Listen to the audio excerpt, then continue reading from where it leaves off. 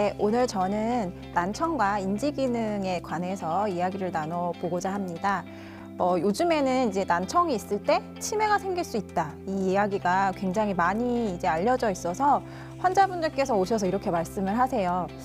잘 안 들리는 것 같아요. 저 이러면은 치매되는 거 아니에요? 이렇게 말씀을 하시거든요. 그런 말씀을 들었을 때 진료 현장에서 굉장히 해드리고 싶은 말들이 많이 있었는데 여러 가지 여건상 이제 그런 이야기를 못 나눴던 부분들이 있고 많은 임상 의사들과 연구자분들이 이쪽에 관해서 굉장히 많은 연구를 진행 중에 있으십니다. 그래서 그런 결과들에 대해서 개괄적으로 좀 이야기를 나누고 우리 이제 배우고 있는 학생분들도 많은 관심을 가지셔서 앞으로 이제 난청과 그런 인지기능 변화와 이런 것에 대한 진단과 치료법에 있어서 많이 기여를 할 수 있는 부분이 있었으면 좋겠습니다.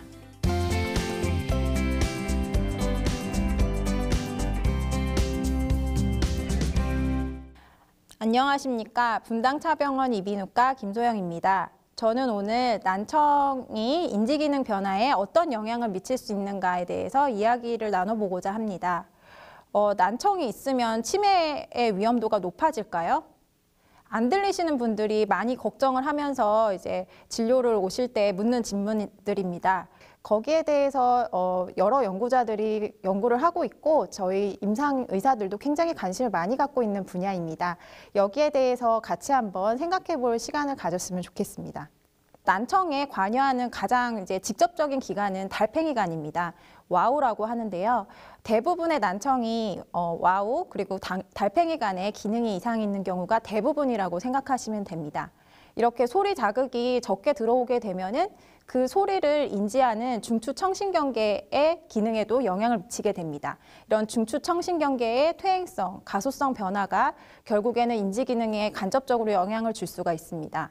최근에는 많은 연구자들이 더 새롭고 신기한 것들을 많이 발표를 하고 있습니다. 바로 소리 자극 자체가 직접적으로 그 인지 기능에 관여하는 해마나 편도체의 기능에 영향을 미친다는 이야기죠. 그렇다면 먼저 이제 난청이 무엇인가요? 그래서 난청은 소리, 말귀를 잘 못 알아듣는 거를 다 난청이라고 생각을 하시면 됩니다.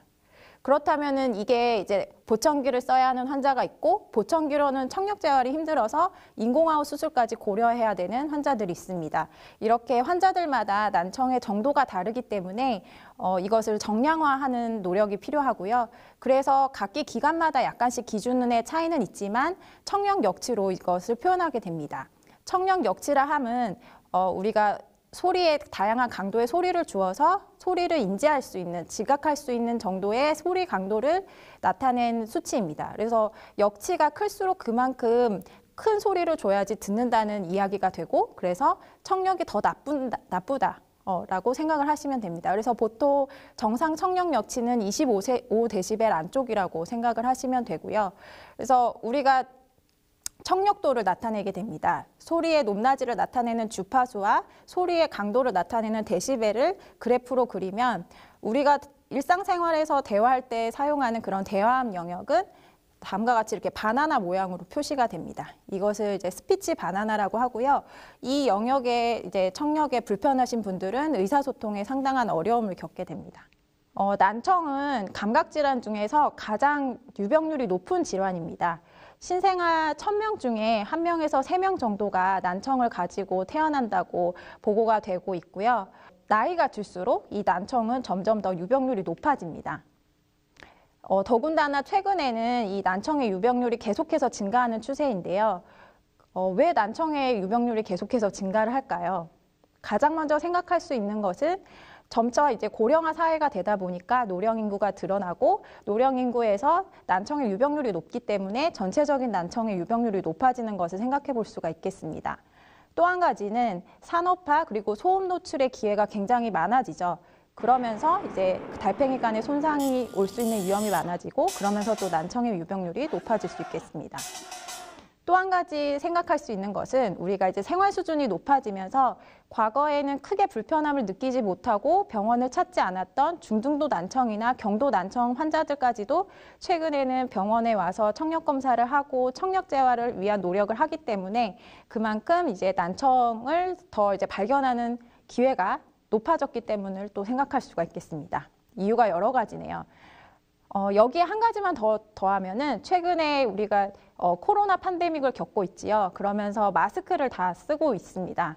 이렇게 마스크를 쓰게 되면은 청력이 불편하신 분들은 어떨까요? 저는 이제 환자들을 보면서 정말 많이 느끼고 있는 상황인데요. 마스크를 끼게 되면은 난청이 있으신 분들은 정말로 의사소통이 많이 힘들게 됩니다. 그래서 이런 여러 가지 조건들이 난청에 의한 그런 불편함을 가중시키는 결과를 낳고 있고요. 그래서 어떤 질환으로 인해서 발생하는 장애생활 연수를 정량화한 수치로 표현을 했을 때 난청은 세 번째로 높은 장애생활 연수의 원인 질환으로 알려져 있습니다. 특히 70세 이상의 고령 인구에서는 가장 높은 장애생활 연수의 원인이 되는 거죠. 그렇다면 이 난청은 왜 생기는 걸까요? 다시 한번 어르신들 예를 들겠습니다. 이제 어르신이 오셔서 잘 안 들려 하고 오셨습니다. 검사를 해보고 보청기 쓰셔야겠어요. 이렇게 말씀드리면 노화에 의한 거지 뭐 어떡해 이렇게 말씀을 하십니다. 아주 틀린 말은 아닙니다. 물론 이제 연세가 드시면서 달팽이관의 감각기관, 유모세포의 기능이 떨어지고 그러면서 이제 기능이 떨어질 수 있지만 대부분의 경우에는 그런 소리를 전달하고 듣는 데 관여하는 그런 신경계의 어떤 병적인 원인이 있는 경우가 대부분이고요. 그 원인들 중에 또 상당 부분은 수술이나 약물로 치료가 가능하고 아니면 청각재활을 해서 잘 듣게 할 수 있는 방법들이 갈수록 많이 이제 개발이 되고 있습니다. 소리는 이제 웨이도를 통해서 소리의 진동이 고막으로 전달이 되고 고막에서 안쪽에 이소골이라는 소리뼈를 통해서 소리의 진동이 전달이 됩니다. 그것이 이제 와우의 달팽이관을 거쳐서 청신경을 통해서 이제 소리의 인지 과정이 있게 되는데요. 지금 말씀드린 이런 각각의 기관들 어느 한 부분이라도 기능에 문제가 생기면 이제 난청이 생길 수 있게 됩니다. 이 중에서 1등은 달팽이관입니다. 대부분의 이 난청이다라고 말씀하시는 분들은 달팽이관 기능에 이상이 있는 경우가 대부분이라고 생각을 하시면 되고요. 과거에는 중이, 그러니까 고막부터 달팽이관 그 사이의 중이관 부위를 중이라고 하는데요. 이 부위에 어떤 병변이 있거나 문제가 있어서 소리 전달이 잘 안 되는 경우가 있습니다. 대표적인 예가 중이염입니다. 과거에는 이제 중이염으로 인한 이제 난청이 상당 부위를 차지를 했었습니다. 하지만 이제 또 위생관념이 높아지고 경제적 수준이 높아지면서 중이염의 유병률이 굉장히 많이 줄어들고 있습니다. 계속해서 줄어들고 있고요. 더군다나 이제 항생제나 수술적인 방법들이 계속 개발되고 있기 때문에 중이에 의한 문제는 사실 이제 계속해서 그 비율이 낮아지고 있는 상황입니다. 그렇다면 우리가 주로 초점을 맞춰야 되는 것은 달팽이관의 이상이고요. 그러면 달팽이관 기능이 왜 떨어질까요? 선천성 난청 중에 많게는 70%까지 유전적인 원인이 있다고 알려져 있습니다. 그래서 달팽이관에 있는 감각세포, 외유모세포와 내유모세포, 그리고 그것을 연결하는 나선신경절, 그리고 그 사이에 리본 시냅스나 청신경, 이 각각의 구조물의 기능에 영향을 미칠 수 있는 다양한 유전자들의 기능을 이제 변화시킬 수 있는 그런 변이들이 계속해서 축적돼서 발견되고 있고 임상에서 실제로 선천성 난자 환자들에서 유전자 검사를 하고 이제 진단을 하고 그에 따른 이제 청각 재활을 이제 하고 있습니다. 그래서 유전성 난청의 원인이 있고요. 또 다른 원인으로는 돌발성 난청이나 메니에르, 이독성 난청, 소음성 난청 이런 다양한 원인들이 있게 됩니다. 그러면 이렇게 난청이 생기면 우리한테 어떤 불편한 점이 있을까요? 그러니까 가장 먼저 생각할 수 있는 게 말이 안 통한다는 거죠. 의사소통의 장애가 문제가 될 수가 있겠습니다. 대화가 어려워지니까 사회생활도 어려워집니다. 이렇게 되면은 직장생활도 어려워지고 이게 경제적으로 궁핍해집니다. 그리고 우리가 길을 가는데 뒤에서 차가 경적을 울리면서 온다고 생각해 보세요. 이 소리를 못 들었을 때 아찔한 그 사고의 위험이 있습니다. 이렇게 사고의 위험도 증가하게 됩니다. 사회적으로 고립되고 경제적으로 궁핍하고 이렇게 되면은 우울이나 그런 불안이나 이런 정신질환의 위험도도 같이 증가하게 되겠죠. 이런 사회적 고립, 우울, 불안 이런 요소들이 전부 다 인지기능 저하, 치매의 위험 요소로 잘 알려져 있습니다. 이렇게 잘 안 들리는 것 자체가 간접적으로 인지 기능에 영향을 줄 수 있다는 거죠. 여기에 더해서 소리 자극이 안 들어오면 청신경계가 일을 안 합니다. 그러면서 퇴행성, 가소성 변화가 일어나고 그로 인해서 이제 인지 기능에 간접적으로 또 영향을 줄 수 있고 앞서 말씀드린 것처럼 해마에 직접적인 영향을 줄 수도 있겠습니다. 많은 사람들이 그렇다면 난청이 있으면 정말로 치매의 위험이 증가하는가? 그렇다면 증가한다면 도대체 얼마만큼 증가하는가에 대해서 많이 이제 연구가 되고 있습니다. 우리나라 심평원 자료를 가지고 연구를 해보면 고도 난청이나 심도 난청 환자들을 추출하고 난청 인자를 제외한 나머지는 동등한 대조운을 각각 추출을 해서 이 그룹별로 난청 환자에서 발생하는 치매의 위험도를 이제 조사를 해보았습니다. 그랬더니 1.5배, 1.7배 그렇게 그 정상 대조군보다 난청의 치매의 위험도가 증가하는 것이 보고된 바 있습니다. 이제 그만큼 실제로 치매 위험에 난청이 기여한다라고 이야기할 수 있겠습니다. 그렇다면은 이제 앞서 말씀드렸던 소리가 전달되는 중추신경계 회로를 이제 살펴보아야 할 시점입니다. 소리가 달팽이관까지 왔으면 그 다음은 어떻게 될까 생각해 보신 적이 있나요? 굉장히 많은 그 중추 청신경계 구조물이 이 과정에 관여를 합니다. 그러니까 와우획에서 상올리브핵 그리고 뇌간의 여러 가지 그 중추 청신경계 구조물들 그리고 그것을 거쳐서 1차 청각 피질까지 가는데 많은 이제 구조물들이 역할을 하게 되고요. 최종적으로 청각 피질에서 소리를 인지하게 됩니다. 이 과정에서 재미있는 것은 와우획에서 뇌간 쪽으로 올라갈 때, 상위 청신경계로 올라갈 때 중추신경계 교차가 일어나게 됩니다. 즉 왼쪽으로 들어온 신경나발이 오른쪽으로 넘어간다는 거죠.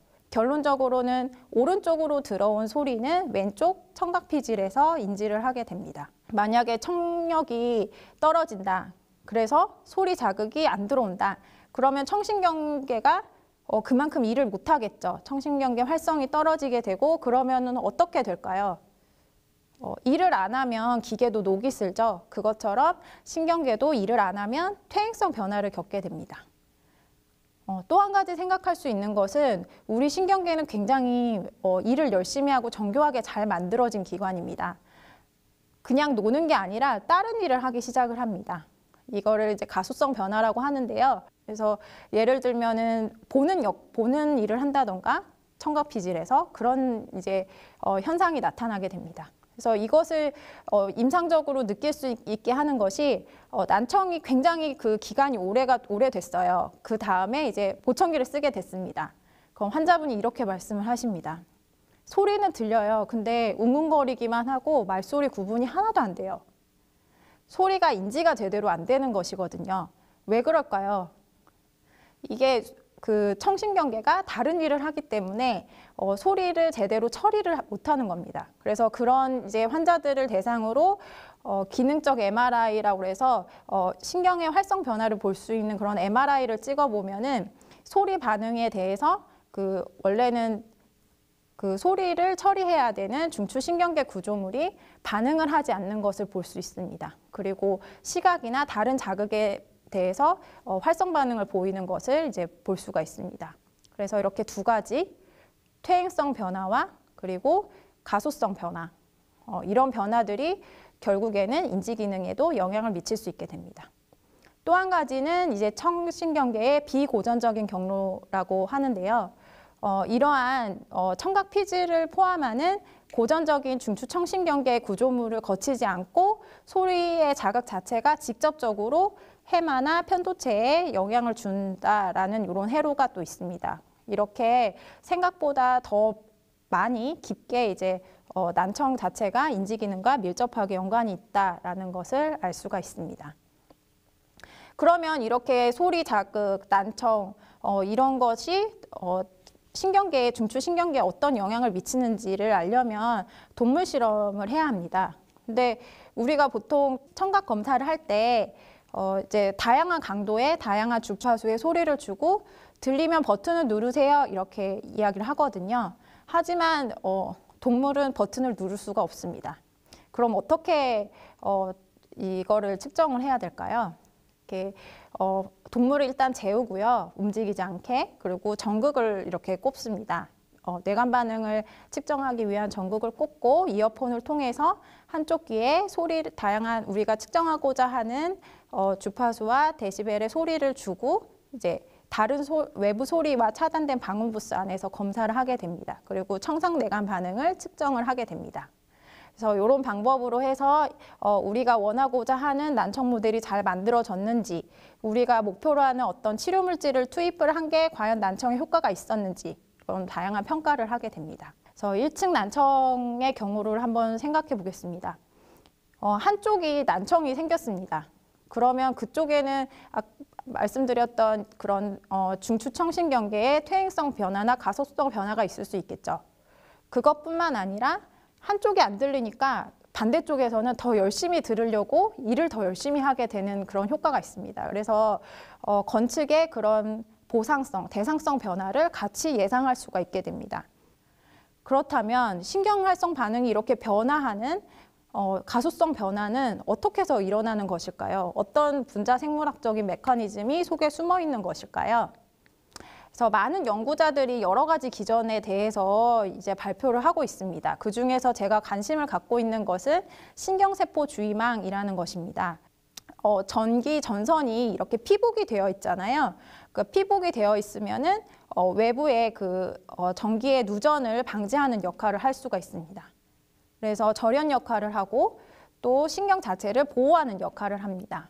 그래서 신경세포 주위막이 단단하게 쌓여 있으면 그만큼 외부 자극에 대해서 변화가 적게 되고 그래서 신경 가소성이 떨어지게 되는 역할을 합니다. 그래서 발달 단계에서 크리티컬 피리오드, 결정적 시기를 종결시키는 역할을 하고요.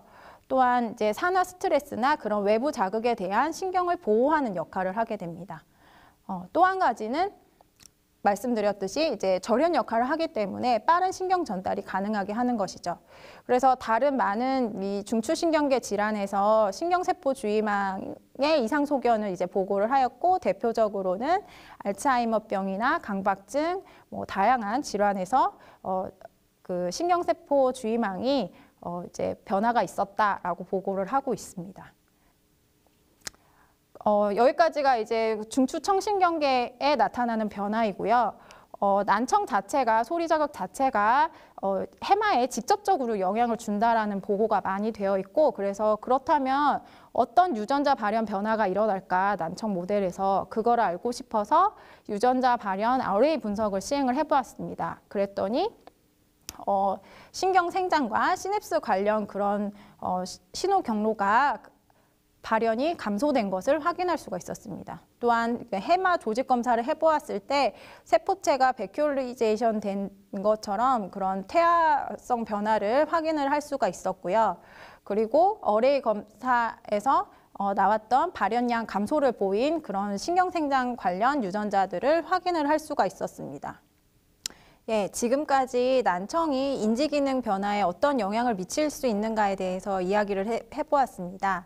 달팽이관 기능이 약해지면서 소리의 전달이 약해지고 그로 인해서 의사소통의 장애나 아니면 우울 등 이런 정신질환의 위험도가 증가하고 이로써 이제 인지기능에 악영향을 미칠 수 있다는 것, 그리고 중추청신경계의 가소성 변화나 퇴행성 변화를 통해서 또 영향을 미칠 수 있고, 또 한 가지 중요한 점은 해마에 직접적으로 난청이 영향을 미칠 수 있다는 점에 대해서 이야기를 했습니다. 아직까지 이 각각의 분야에 대해서 미지의 영역이 굉장히 많이 남아 있습니다. 어떤 인자들이 어떤 상호작용을 통해서 이러한 회로의 변화를 유발하는지 더 많은 연구자분들께서 앞으로 좋은 연구를 통해서 지금은 해결하지 못하는 그런 환자들의 많은 불편한 점들을 치료할 수 있는 치료제가 개발될 날이 빨리 오기를 기원해 보겠습니다. 지금까지 강연을 들어주셔서 감사드립니다.